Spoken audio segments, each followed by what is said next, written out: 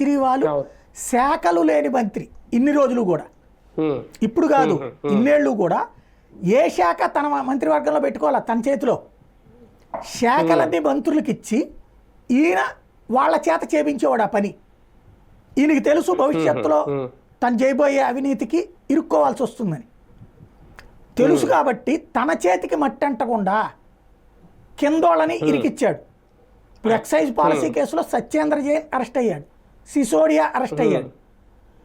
ఏంటి వాళ్ళిద్దరు కవిత వీళ్ళు మనకి అక్కడ ఆ తన మంత్రివర్గంలో వాళ్ళకి సంబంధించిన వాళ్ళిద్దరూ అక్కడ నిర్ణయం తీసుకున్న ఆయన ఒక ఆయన, నిర్ణయం తీసుకోవడానికి తోడ్పడినటువంటి ఆయన ఇంకొక ఆయన, వాళ్ళిద్దరు అరెస్ట్ అయ్యారు. ఎందుకు? కేజ్రీవాల్కి ఏం సంబంధం లేదు, వాళ్ళు పెట్టారు క్యాబినెట్ అప్రూవ్ చేసి నాకేం సంబంధం అంటాడు. కాన్స్టిట్యూషనల్గా కూడా ఇప్పుడు మన చంద్రబాబు గారి కేసులో ఏమన్నారు, క్యాబినెట్ తీసుకున్న నిర్ణయం కాబట్టి దాంట్లో బాబుది ఒక్కడిది బాధ్యత ఎట్లా అంది బెయిల్ ఇచ్చేటప్పుడు కోర్టు. అదే విధం దాంట్లో ముఖ్యమంత్రికి ఎట్లా బాధ్యత అన్నటువంటి పాయింట్, ఎందుకంటే ఆయన శాఖ కాదు. అలాగే వీళ్ళిద్దరూ గత ఇన్ని రోజులు జైల్లో ఉండొచ్చింది. అయితే ఇప్పుడు అందుకని చెప్పేసి ఇంతకాలం తన చేతికి మట్టి అంటుకోకుండా చేశాడు. ఇప్పుడు మళ్ళీ ఇంకొక బలిపశువుని ఇంకొక బకరాని ముందు పెట్టాడు.